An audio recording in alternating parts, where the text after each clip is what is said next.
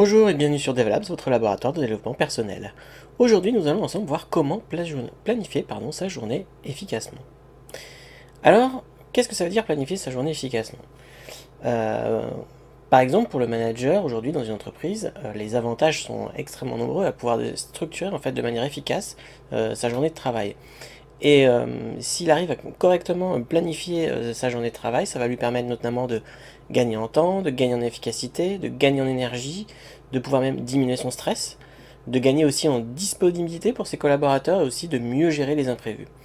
Et alors évidemment, si vous n'avez pas l'habitude aujourd'hui de planifier en fait vos journées en avance, il y a de fortes chances que vous ayez l'impression de ne pas être en plein contrôle en fait de vos journées. Et finalement, vous vous levez le matin et puis vous arrivez à votre bureau et vous savez pas vraiment ce que vous allez faire dans la journée. Et puis très rapidement, vous êtes entraîné en fait par les demandes, les urgences du moment, plutôt que de vous concentrer en fait sur vos vraies priorités. Euh, il faut, il faut bien savoir qu'une journée productive, ça se prépare toujours d'avance et jamais le matin même. Et comme disait notamment John Maxwell, la productivité de demain commence avec la préparation d'aujourd'hui. Alors, planifier sa journée d'avance, c'est la meilleure façon de s'assurer de maximiser son temps au cours de la journée. Euh, Même si on pense parfois que la planification est une perte de temps en soi, le temps passé à planifier s'avérera toujours une économie de temps au bout du compte. Et le simple fait de planifier vos journées d'avance peut littéralement transformer votre productivité personnelle et vous permettre d'être beaucoup plus efficace. Alors je vous ai récupéré en fait 7 conseils que je vais vous présenter très rapidement et qui vont vous permettre justement d'être efficace en fait dans vos journées de travail, et de voir en fait comment vous pouvez essayer de l'organiser, comment vous pouvez essayer de la rendre en tout cas la plus productive possible. Donc dans les 7 conseils, on va voir le premier qui est de planifier la veille, de bien estimer en fait combien de temps va prendre une tâche, d'essayer de déterminer en fait des blocs de temps, et on verra en quoi c'est important de déterminer des blocs de temps. On verra aussi qu'il ne faut manger la grenouille, et on verra exactement ce que ça veut dire, cette expression. Ensuite, on va planifier les imprévus, se ménager des temps de pause et de gérer les interruptions et autres distractions. Voilà un petit peu les 7 conseils que je vais essayer de vous donner pour pouvoir rendre vos journées en tout cas beaucoup plus productives. Conseil numéro 1, planifier la veille. Alors en fait, la première chose à faire pour bien planifier votre journée, c'est tout simplement de planifier la veille. Alors pour ce faire, vous devez mettre environ 5 à 10 minutes de côté à chaque fin de journée dans le but de planifier en fait celle du lendemain. Alors certaines personnes planifient leur journée avant de partir au bureau, d'autres planifient leur journée avant de se coucher. En fait, peu importe que ce soit du moment euh, que vous le faites en fait à la fin de votre journée de travail ou avant de vous coucher. Mais surtout, il ne faut jamais en fait commencer sa journée sans avoir un plan clair en tête. Donc c'est pour ça qu'on recommande toujours de planifier en fait la veille sa journée. Ça va vous permettre de commencer du coup chacune de vos journées en sachant exactement ce que vous avez à faire.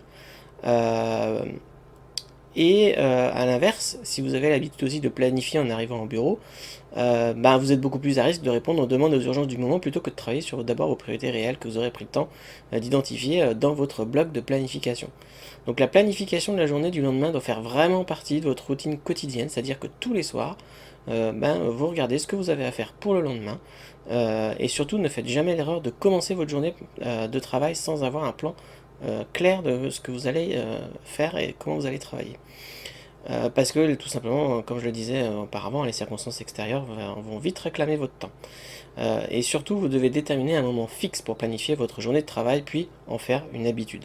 Donc, planifiez la veille, prenez 5-10 minutes en fin de journée pour planifier le lendemain, et toujours commencer sa journée avec un plan clair.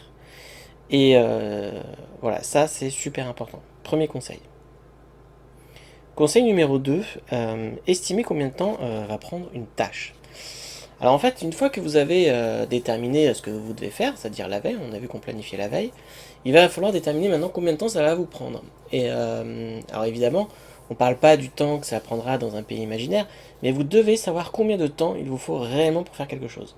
Et l'une des erreurs les plus courantes dans la planification, c'est de ne pas estimer correctement la durée d'une tâche ou d'un projet.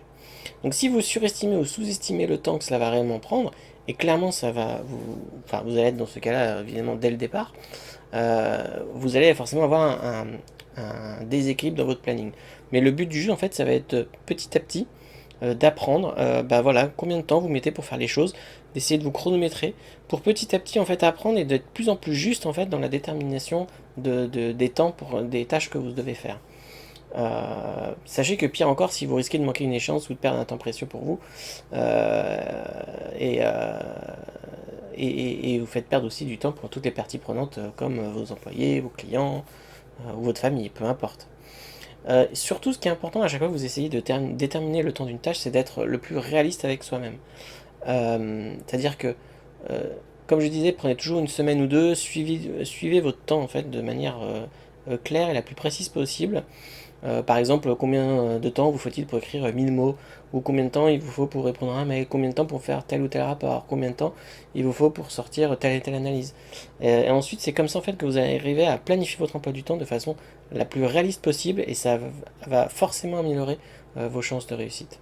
Donc surtout, bien déterminer vos tâches, estimer le temps de chaque tâche, être surtout réaliste dans le temps que ces tâches vont prendre, et puis essayer de bien savoir estimer, c'est aussi vraiment le nécessaire si vous voulez vraiment que vos journées soient les plus efficaces possibles.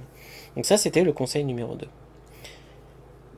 Conseil numéro 3, déterminer des blocs de temps. En fait, maintenant que vous avez bien déterminé toutes vos tâches, vous savez ce que vous allez avoir à faire, maintenant, il va falloir amener dans votre planification des blocs de temps pour pouvoir accomplir toutes ces tâches. En fait, l'expérience, elle démontre qu'une tâche, elle a plus de chances d'être effectuée si elle se trouve vraiment dans une plage horaire spécifique du calendrier plutôt que sur la liste des tâches. Donc surtout, essayez de bien planifier des blocs de temps pour effectuer vos tâches.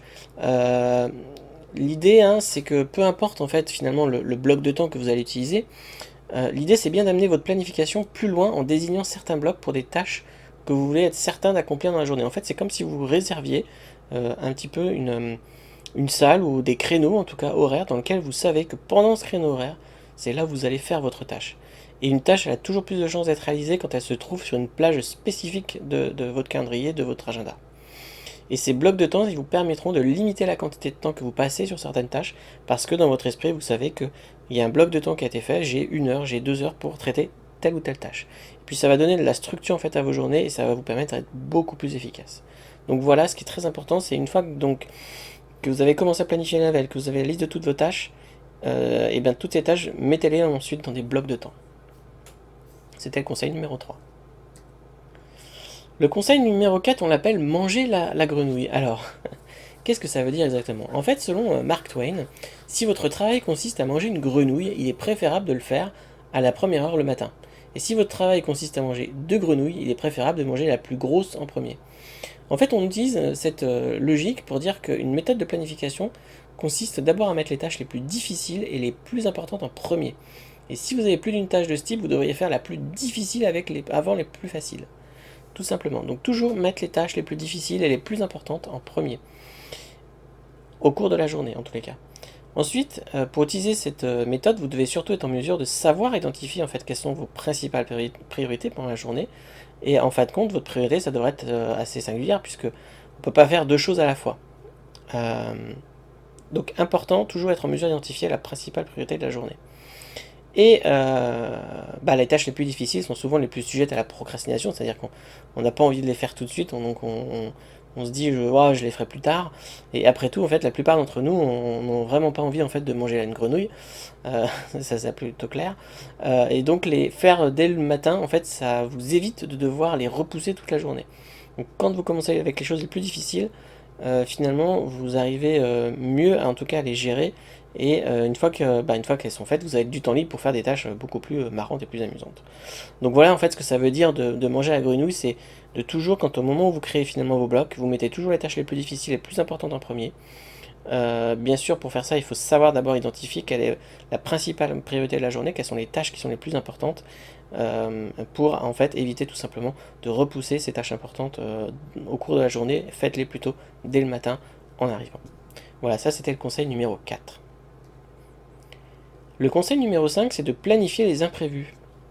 En fait, chaque fois qu'on essaie de planifier quelque chose, aussi précis ou méticuleux soit-elle, l'imprévu, peu importe, hein, urgent, peu importe dans quel état il est, l'imprévu peut surgir à tout moment et bousculer tout un planning. Donc il est toujours essentiel de se réserver dans son agenda des plages horaires pendant lesquelles vous êtes entièrement disponible pour vos collaborateurs, pour votre famille, peu importe, mais qui en tout cas ils peuvent en tout cas vous permettre de gérer une urgence relativement sereinement sans pour autant vous désorganiser totalement dans votre emploi du temps. En fait, le but c'est de pas, on peut pas tout prévoir, on peut pas prédire l'avenir, mais on peut être à peu près sûr d'une chose, c'est qu'il y aura toujours quelque chose d'inattendu qui va se produire à un moment donné. Vous ne savez pas quand est-ce que ça va arriver, vous ne savez pas euh, voilà, quand est-ce que ça va arriver, à quel moment, comment ça va se produire. Mais en tout cas, c'est là. Et forcément, un planning qui est productif, il faut savoir en tenir compte. Euh, Ça vous est probablement déjà arrivé, vous avez identifié votre pourquoi, vous écrivez vos priorités, vos tâches, vous avez programmé vos super tâches clés, vous les avez mis en début de journée, tout ça, vous étiez le pape de la productivité. Et puis d'un seul coup, il y a une urgence qui arrive, et là, vous laissez tout tomber, et vous vous occupez de cette tâche qui est devenue urgente. Et alors là, votre planning super top qui était fait aux petits oignons, bah, il meurt d'une mort douloureuse, puisque bah, du coup, vous ne respectez rien du tout dans votre planning. Alors, il n'est même pas nécessaire forcément que ce soit un projet urgent, hein. Le simple fait, personnellement, par exemple, si vous avez un enfant malade qui garde un membre de l'équipe à la maison, bah, du coup, ça peut être une urgence météorologique qui garde tout le monde à la maison, ça pourrait être un temps d'arrêt inattendu d'un serveur informatique, par exemple, qui ralentit le rythme de tout le monde. C'est plein de petites choses, en fait, qui peuvent tuer la productivité tout aussi efficacement que les grandes. Et franchement, bah, ce sont les plus courantes. Et ben, c'est un peu comme quand on gère son argent, on a toujours un petit fonds d'épargne d'urgence, et ben c'est ce temps en fait qu'on épargne quelque part. Et c'est ce qui va vous permettre finalement de construire en fait un petit coussin de temps dans votre calendrier, et lorsque l'inattendu bah, se présente, en fait vous êtes prêt, tout simplement. Donc préparez-vous déjà psychologiquement à être dérangé, sachez qu'il y aura toujours des imprévus, que évidemment on ne peut pas tout prévoir, mais ce qu'il faut en tout cas, c'est que vous ayez une plage qui, peu importe quand est-ce qu'elle se passe dans la journée, mais qui décrive en tous les cas qu'à un moment donné vous aurez un imprévu, de réserver dans votre agenda une plage vide et de ne donc jamais remplir complètement l'agenda. Si vous commencez à remplir un agenda à la minute près, en fait vous n'y arriverez certainement jamais. Voilà, c'était mon conseil numéro 5. Le conseil numéro 6, toujours se ménager des temps de pause. Ça, j'en ai déjà parlé plusieurs fois dans des vidéos DevLabs. Il est essentiel de se permettre de souffler entre deux tâches, de prendre un peu l'air. Lorsqu'on a par exemple passé 2 heures à travailler sur un super projet qu'on a avancé comme prévu, c'est-à-dire qu'on a commencé déjà à obtenir des résultats et qu'on est sur ses objectifs de la journée, bah, il est toujours important de prendre quelques minutes pour recharger ses batteries avant de passer par autre chose. Surtout quand vous sentez que la pression par exemple monte, c'est toujours important de se prendre une pause parce que en fait c'est forcément quand vous n'arrivez pas non plus à arriver sur un dossier ou que votre cerveau vous sentez que vous n'arrivez plus à avancer, le but toujours c'est de se lever, de faire quelques pas, de mettre le dossier de côté, d'en traiter un autre, de faire des exercices d'étirement, des exercices de respiration, et puis, en fait, quand vous aurez fait tout ça, il est très probable quand même que quand vous allez revenir sur votre dossier, bah, il y a de fortes chances que vous trouviez rapidement une solution, parce que vous aurez réussi à un petit peu oxygéner votre cerveau pour qu'il fasse autre chose, qu'il arrive en fait à trouver une solution, mais de manière sereine, et pas sous un stress fort. Donc voilà, ce que je voulais vous dire dans ce conseil numéro 6, c'est de toujours se ménager des temps de pause dans la journée. Donc ça peut être prendre un petit bol d'air, ça peut être faire des pas hors de son bureau, ça peut être d'aller boire de l'eau, ça peut être aussi aller boire un café avec ses collègues, voilà, peu importe, mais ce sont des temps de pause qui sont hyper importants. Donc recharger ses batteries, c'est primordial et essentiel de prendre l'air de temps en temps, de faire des exercices d'étirement et de respiration pour pouvoir en fait calmer son cerveau, et puis de mettre de côté tous les dossiers qui sont un peu pris de tête et pour les remettre. Alors c'est un peu de la procrastination quelque part, mais là on les met un peu plus tard, dans le sens où comme ils sont très compliqués, ça permet aussi de faire autre chose et de pouvoir un peu y penser en tâche de fond. En fait, c'est ça que ça va vous permettre de faire. Et ça, c'est le conseil numéro 6. Et puis le dernier conseil, c'est de gérer les interruptions. Donc on a vu il fallait gérer l'imprévu, mais aussi gérer ces interruptions. C'est-à-dire comment, comme on a dit tout à l'heure, hein, ces interruptions, elles vont nécessairement arriver à un moment ou à un autre. Euh, alors, elles peuvent prendre plusieurs formes, hein. Ça peut être des gens qui viennent vous voir, mais ça peut être aussi des mails, des messages, les réseaux sociaux. C'est plein de tous ces éléments en fait perturbateurs qui nuisent en fait à votre productivité. Et il est surtout important en fait dans votre journée de savoir mettre un petit peu tous ces sons sur off afin de mieux vous concentrer sur la tâche du moment. Et puis, par ailleurs, il faut savoir aussi gérer ses propres émotions afin de ne pas se laisser submerger et perdre toutes les capacités. Il faut vraiment rester le plus concentré possible et ne pas se laisser, entre guillemets, avoir par tous ces petits trucs qui sont autour et qui risquent de vous perturber complètement. Donc, toujours, encore une fois, quand vous avez, par exemple, des messages à regarder, des mails ou des choses comme ça, plutôt que de rester constamment connecté, en fait, réservez-vous plutôt des moments un petit peu spécifiques dans la journée qui seront dédiés uniquement à la consultation et au traitement de vos emails, de vos messages, de vos réseaux sociaux. Et voilà, en fait, vous vous encapsulez en fait dans un bloc de temps, finalement, c'est toutes ces petites choses.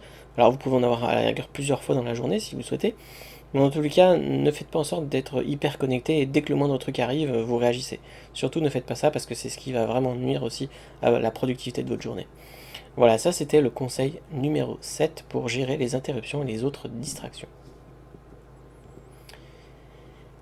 Alors je voulais faire un petit focus sur les bonnes habitudes à prendre en fait au cours de votre journée. Alors on en a vu déjà quelques-unes, donc on a dit de prendre au moins un petit quart d'heure par jour pour préparer la journée du lendemain. Donc ça veut dire savoir quelles sont les tâches que vous devez faire, déterminer vos blocs de temps, les temps de pause, de déterminer aussi l'imprévu, voilà, déterminer en fait toutes ces choses-là et avant de commencer votre journée et pas le matin même mais plutôt la veille parce qu'en fait réellement quand vous allez faire ça votre cerveau ensuite va réfléchir à tout ce qu'il va devoir faire et quand vous allez lever le matin vous allez voir que vous serez dans un autre état d'esprit. Ayez toujours aussi un plan la journée à portée de main, afin de ne pas perdre de vue en fait toute votre organisation dans votre journée. Il faut toujours que vous puissiez vous référer à votre plan à la journée.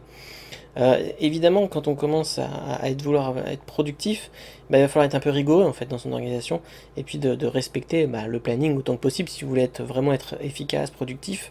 Le but du jeu, c'est que vous avez construit en fait votre planning de cette manière-là. Et si vous ne le respectez pas, comment vous voulez être productif puisque vous l'avez construit pour pouvoir l'être. Donc le fait d'être rigoureux, c'est ce qui va vraiment vous permettre aussi d'avancer tous les jours. N'hésitez pas surtout aussi à revenir sans arrêt sur votre planning. C'est-à-dire qu'à chaque fois que vous avancez dans la journée, vous le tenez à jour, vous dites ok j'ai fait ça, j'ai validé telle ou telle tâche, j'ai fait tel rendez-vous, j'ai fait telle chose. En fait, ça permet aussi de donner un sentiment de satisfaction, de dire ah super j'ai réussi à faire tout ce que je voulais faire. Évitez aussi toujours d'être dérangé lorsque la tâche du moment le requiert, c'est-à-dire que si jamais d'ailleurs quand vous êtes plutôt en début de journée, on a dit qu'on commençait notamment par les tâches les plus importantes et celles qui demandent peut-être le plus de temps, faites en sorte en tout cas d'éviter le plus possible d'être dérangé à ce moment-là, puisque c'est ça qui va concourir en fait à, à aller vers vos objectifs et en tout cas à réussir vos objectifs. Donc surtout, essayez d'être dérangé à ces moments-là. Et puis, listez les micro-tâches aussi, par ordre d'importance et d'urgence. Alors je ne sais pas si vous vous rappelez, mais on avait déjà vu la matrice Eisenhower avec les 4 cadrans qui vous, évidemment, vous donne en abscisse tout ce qui est urgent, en ordonnée tout ce qui est important. Et vous voyez que vous commencez toujours par les tâches importantes et urgentes qui sont à traiter toujours en numéro 1. Et puis ensuite, un peu, vous tournez dans le cadran. Après, tout ce qui est important mais non urgent, vous le planifiez dans votre agenda. Tout ce qui est non important mais urgent, vous essayez de les déléguer à quelqu'un. Et puis après, tout ce qui n'est pas important, non urgent, c'est limite des tâches que vous pouvez même abandonner et qui ne servent plus à rien.